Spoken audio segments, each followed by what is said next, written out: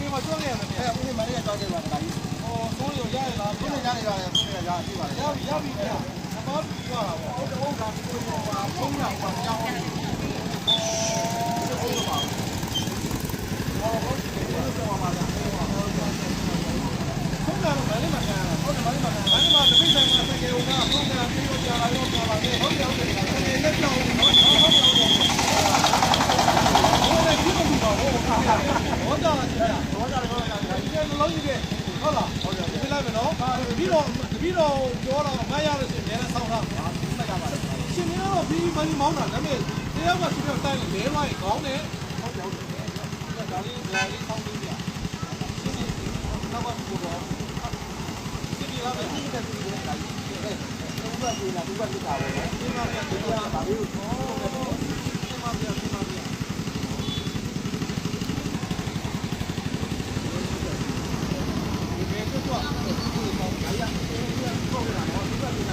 ဘုရားပြည်နယ်မှာလည်းသုံးရတာဘုရားကရတယ်ပြီးတော့ပြီးတဲ့လူသားတွေလောက်ပါလေဟုတ်ကဲ့လောက်ပါလေလောက်ပါလေဒါပြီးတော့တိုင်းဆက်တာလိုက်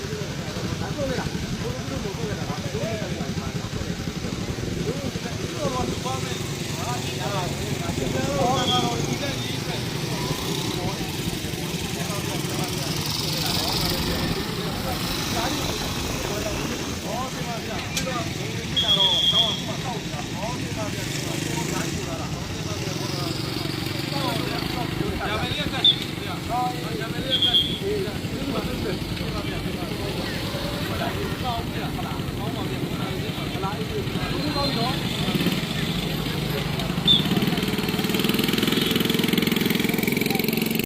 လေးစားတဲ့ဥက္ကဋ္ဌကြီးခင်ဗျာနိုင်ငံတကာအဂတိလိုက်စားမှုစောင့်ကြည့်ရေးအဖွဲ့ဖြစ်တဲ့ Transparency International ရဲ့ထုတ်ပြန်ချက်အရကျွန်တော်တို့မြန်မာနိုင်ငံဟာအဂတိကင်းရှင်းညွှန်ကိန်း CPI အမှတ်100ပေးတာမှာ16မှတ်ရပြီး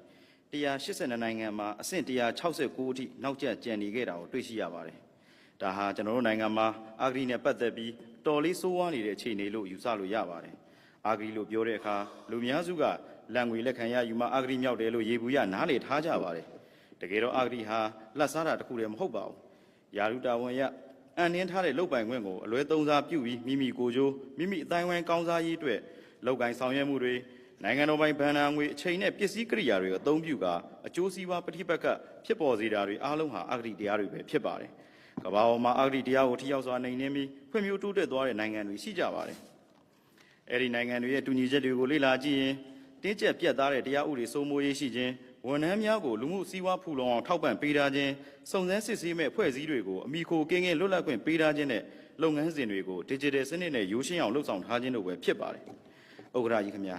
အဲဒီနိုင်ငံတွေရဲ့နမူနာအရရုံးလုပ်ငန်းရှုပ်ထွေးမှုကိုဖြေရှင်းဖို့ e-government digital transformation တည်ဆောက်မှုကအထီးရောက်ဆုံးလို့ဆိုပေမဲ့ကျွန်တော်တို့နိုင်ငံရဲ့လက်ရှိလျက်စစ်တာခြေခံကိရိယာနဲ့ကျွမ်းကျင်ဝန်ထမ်းလိုအပ်ချက်တွေကြောင့်ချက်ချင်းဖော်ဆောင်မှုအခက်အခဲရှိနိုင်ပါတယ်။မြန်မာနိုင်ငံရဲ့ဌာနတချို့မှာဖြစ်နေကြရုံးပိုင်းဆိုင်ရာရှုပ်ထွေးမှုပုံစံကပြည်သူတို့ကအထောက်ထားပြုလို့လိုရေးဖြစ်စေအခွန်ပေးဆောင်ဖို့ဒါမှမဟုတ် passport လျှောက်ထားလို့ရေးဖြစ်စေအများအားဖြင့်တန်းစီစနစ်နဲ့အလဲကျစောင့်နေရတာပါအထက်ရောက်မှာထောက်ထားမပြည့်စုံတာမျိုးဆိုအပေါက်မှာတင်ပြန်လဲသွားရပါတယ်ထောက်ထားပြည့်စုံလို့အတွင်းရောက်ရင်ဇပွဲ A ဇပွဲ B ဇပွဲ C ဇပွဲ D စတဲ့အညွှန်းမတက်ထားတဲ့ဇပွဲပေါင်းများစွာကိုဖျက်ဆီးရပြီးနောက်ဆုံးကြမှာဌာနအကြီးကဲလက်မှတ်ရယူဖို့စောင့်ဆိုင်းရပါတယ်အကယ်၍အကြီးကဲစီဝေးတက်ဖို့သွားတာမအားတာနဲ့ကြုံရင်နောက်တစ်ခါထက်ချင်းပါတယ်အပြောရတာမြန်ဆန်နေပေမဲ့လက်တွေ့လုပ်ငန်းခွင်မှာတော့ဇပွဲတစ်လုံးနဲ့လုံးချာလွယ်ကူနေတာတော့မဟုတ်ပါဘူးအထူးသဖြင့်ကာညာနာအခွန်လာဝကနဲ့ passport ရုံးတို့လိုရှုပ်ထွေးလုပ်ငန်းစဉ်များတဲ့ရုံးတွေဆိုတရက်သေးပြီးပြတ်ဖို့အတော့မလွယ်ကူတာပါတချို့ဌာနတွေမှာတခြားဌာနတွေရဲ့ထောက်ထားလိုအပ်တာမျိုးတွေလည်းရှိနေပါသေးတယ်ဥပမာရင်သက်တမ်းတိုးမယ်ဆိုရင်ရင်စစ်ဌာနအာမခံရုံးစီပင်ရုံးစတဲ့ရုံးအသီးသီးကိုတွားပြီးထောက်ထားစုံပြီးဆိုမှကာညာနာရုံးရောက်ရတာပါပြီးရင်ငွေသွင်းတော့စီဝါရေးဘဏ်ကိုတွားပြီးလဲသွင်းရပါသေးတယ်တရုံနဲ့တရုံကြားခီးကလည်းနီးစပ်နေတာမဟုတ်တော့ပြည်သူတွေခမအချိန်ကုန်လူပန်းပြီးအတော်လေးဒုက္ခများကြရတာပါအဲဒီဒုက္ခကင်းဝေးခြင်းအခကြေးငွေပို့ပေးပြီးတစ်ဆင့်ငံပွဲစားတွေကိုအပ်တာဒါမှမဟုတ်အခြားနီးလန်းသုံးတာလုပ်ရပါတယ်အဲ့ဒါဆိုအလင်းမြန်ရပါတယ်လေးစားပါတယ်ဥက္ကဋ္ဌကြီးခင်ဗျာဒီလိုရှုပ်ထွေးပွေလီတဲ့ရုံးလုပ်ငန်းစဉ်တွေဟာတာမန်ပြည်သူတွေအတွက်နားလည်ဖို့မလွယ်ကူလာသလိုနေ့စဉ်နဲ့အမျှလူချင်းထိတွေ့မှုများပြားလာရမှအဂတိတရားတွေကပေါက်ဖွားနေတာပါဒါကြောင့်ကျွန်တော်အနေနဲ့အောက်ပါအတိုင်းကြံပြုလိုပါတယ်ပထမအဆင့်မှာရုံးလုပ်ငန်းများရိုးရှင်းလွယ်ကူစေပြီးစာရွက်စာတမ်းသတ်မှတ်ချက်တွေကိုကြိုတင်သိပေးဖို့လိုပါတယ် ပြည်သူတွေရုံးမလာခင်ဘာသာရေးစာတမ်းတွေယူလာမယ်ဆိုတာကိုရုံးပြင်နဲ့ရုံးတွင်းမှာသတိပေးစာကတ်တာ website နဲ့လူမှုကွန်ရက်တွေမှာရှင်းလင်းစွာကြိုတင်အသိပေးရမှာပါဒုတိယအဆင့်မှာတော့ရုံးတွင်းလုပ်ငန်းစဉ်စံနှုန်းတက်မှတ်ခြင်းဆောင်ရွက်ဖို့တနိုင်ငံလုံးမှာရှိတဲ့မြို့နယ်တည်တည်ကဌာနဆိုင်ရာတွေဥပမာလှဝကကညနာ EPC နဲ့အခွန်ရုံးတွေခင်းချင်းလုပ်ငန်းစဉ်တွေကိုမြို့နယ်တိုင်းမှာပုံစံတူဇပွဲ A ဇပွဲ B ဇပွဲ C ဆိုပြီးတပုံစံနဲ့နေရာချဖို့ပါရုံးပြင်မှာလမ်းညွန်ဆိုင်မှုဗီနိုင်းကြီးတွေချိတ်ဆွဲပြီးပြည်သူကဘယ်ဆွဲသွားမှအတိအကျသိနေအောင်ပြုလုပ်ခြင်းဖြင့်ဂျာကန်ပွဲစားလမ်းကြောင်းနဲ့တခြားနည်းလမ်းတွေကိုအလိုလိုရော့နေစေနိုင်မှာဖြစ်ပါတယ်နောက်တစ်ဆင့်အနေနဲ့ MPD4U MyID တို့လို application ပြုလုပ်ဖို့ပါပြည်သူလူထုတရက်လုံးလွယ်တကူသုံးနိုင်မဲ့ State Service Guide application တစ်ခုကိုဖန်တီးပြီး Play Store နဲ့ Apple App Store တို့လိုနေရာတွေမှာတင်ပေးထားရပါမယ်ဌာနဆိုင်ရာညွှန်းတွေနဲ့ဥပမာ EPC လာဝကအခွန်ကညနာဆိုပြီးခေါင်းစဉ်တက်ကဆောင်ရန်ရှောင်းရန်လမ်းညွှန်ချက်များနဲ့ဖြည့်ဆွဲရမယ့်နမူနာပုံစံစင်ပယ်ဖောင်တွေကိုဖုန်းထဲကနေကြိုတင်လေ့လာနိုင်အောင်နားလည်လွယ်အောင်ပြထားရပါမယ်လူတန်းနဲ့ရှိသုံးမဲ့ application ဖြစ်လို့ကြော်ညာထည့်ရင်ဝင်ငွေရနိုင်သလိုနိုင်ငံတော်ရဲ့အရေးကြီးသတင်းတူတွေကိုလည်းပြည်သူလက်ထဲဓာတ်ရိုက်လွှင့်တင်ပေးနိုင်မယ့်အစီအစဉ်ဖြစ်ပါတယ်Digital နဲ့နည်းပညာကော်မတီကဥဆောင်ရေးဆွဲရင်အဆင်ပြေလောက်ပါတယ်ပြည်သူတွေချိန်ကုန်သက်သာစေမဲ့ online booking စနစ်နဲ့ e-test စနစ်တွေကိုလည်းအတက်နိုင်ဆုံးဆောင်ရွက်ဖို့နဲ့ဖြစ်နိုင်ရင်နိုင်ငံတော်ဘတ်ဂျက်တစ်ခုတည်းကိုအားကိုးမဲ့အစားပုဂ္ဂလိကကဏ္ဍနဲ့ပူးပေါင်းပါဝင်ခြင်း PPP နည်းလမ်းကိုသုံးစွဲရင်ဗန်နာငွေကုန်ကျမှုသက်သာပြီးပုံမူမြန်ဆန်ထိရောက်လာမှာဖြစ်ပါတယ်ဥက္ကဋ္ဌကြီးခင်ဗျာလာသာနေပါခြင်းကအဂတိတရားကိုဓာတ်ရိုက်မဖြစ်ပွားစေပေမဲ့တွေ့ဝိုက်ပြီးကြီးကြီးမားမားပတ်သက်နေပါတယ်ဥမာတောင်းမှတီလာဆောင်နိုင်မယ်ဆိုတဲ့ဇကပုံတိုင်းပါပဲလူမှုဖူလုံရေးမပြည့်တင်းမှာကဥပဒေရတင်းကျပ်မယ်ဆိုရင်စေးတဲ့ဘေးဥသာပုံမှုဖြစ်စေမှာဖြစ်ပါတယ်အာဂရိတရားကိုထိထိရောက်ရောက်ကင်တွယ်တဲ့နိုင်ငံတိုင်းဝန်ထမ်းလစာကိုမြင့်တင်ပေးရုံမကကျန်းမာရေးခြားခံစား권နဲ့ပင်စင်အထိတိုးမြင့်ပေးပြီးမှလှုပ်ဆောင်ကြတာပါဒါကြောင့်ဝန်ထမ်းတွေကိုလူမှုစီးပွားဖူလုံစေမဲ့လစာပေးရမယ့်အပြင်တန့်ရှင်းစွာနဲ့အခွန်ကြီးမှန်းချက်ပြည့်မီအောင်ရှာဖွေပေးနိုင်တဲ့ဝန်ထမ်းတွေကိုအပိုဆောင်ချီးမြှင့်ငွေပေးတဲ့စနစ်ထည့်သွင်းနိုင်ရင်ပိုကောင်းပါလိမ့်မယ်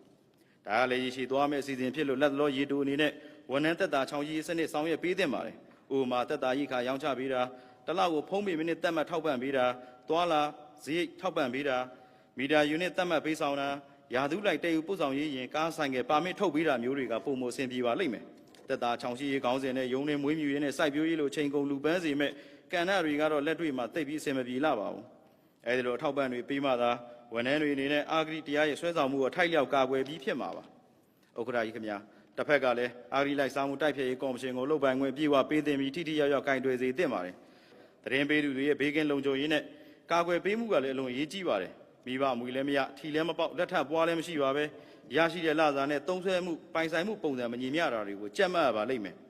သင်္ကာမကင်းဖြစ်ရုံနာမည်ကျော်သောရုံနဲ့စစ်ဆေးခွင့်ရှိပါကပုံမအဆင်ပြေထိရောက်ပါလိမ့်မယ်ဒါကြောင့်အခြေခံအဖြစ်တစ်အထက်မှစပြီးတပြေးညီတာဝန်ခံမှုရှိဖို့နေ့ institution လွတ်လပ်မှုအာဂရိတိုက်ဖျက်ရေးတရားစီရင်ရေးနဲ့မီဒီယာတွေလွတ်လပ်ဖို့သုံးဝန်ထမ်းတွေလုံလောက်တဲ့လစာရရှိဖို့ရည်ချင်းခြေပြုဝန်ထမ်းခန့်အပ်မှုနဲ့ဝန်ထမ်းကျင့်ဝတ်သင်တန်းတွေပေးဖို့လေးနည်းပညာ e-government စနစ်နဲ့လူသားအထီးတွေလျှော့ချဖို့အဲ့ဒီလေးချက်စလုံးဟန်ချက်မြတ်မြတ်ထိန်းကွန်းမှသာအာဂရိမိမ့်မိန်သွားမှာဖြစ်ပါတယ်ဒီကုန်းချုပ်အနေနဲ့ခွန်ထမ်းဆောင်ခြင်းဟာနိုင်ငံတော်ရဲ့အကျိုးကိုတည်ဖို့ခြင်းဖြစ်တယ်လို့ပြည်သူလူထုတရက်လုံးကြဲကြဲပြည့်ပြည့်နားလည်သဘောပေါက်စေဖို့လိုအပ်ပါတယ်ခွန်ဆောင်ရရမှာလွယ်ကူမြန်ဆန်စေပြီးအခွန်ရှောင်တွေကိုဖော်ထုတ်ရေးယူတာစံပြခွန်ထမ်းကုမ္ပဏီတွေကိုကြော်ညာဂုဏ်ပြုပြီးစီးပွားရေးအခွင့်အရေးတချို့ပေးတာသတင်းပေးသူကိုကာကွယ်ပြီးရရှိတဲ့ခွန်နဲ့ယာနှုံးလိုက်စုကြီးချီးမြှင့်တာတွေကိုပါတွဲဖက်လှုပ်ဆောင်တာစသဖြင့်အဆင့်လိုက်လှုပ်ဆောင်သွားဖို့အကြံပြုတိုက်တွန်းရင်ဒေါ်စိုးစိုးမြင့်မွန်ပြည်နယ်မျိုးသားလွှတ်တော်ကိုယ်စားလှယ်အမတ်12ရဲ့အဆိုကိုမိမိအနေနဲ့အလေးနဲ့ထောက်ခံဆွေးနွေးအပ်ပါတယ်ခင်ဗျာ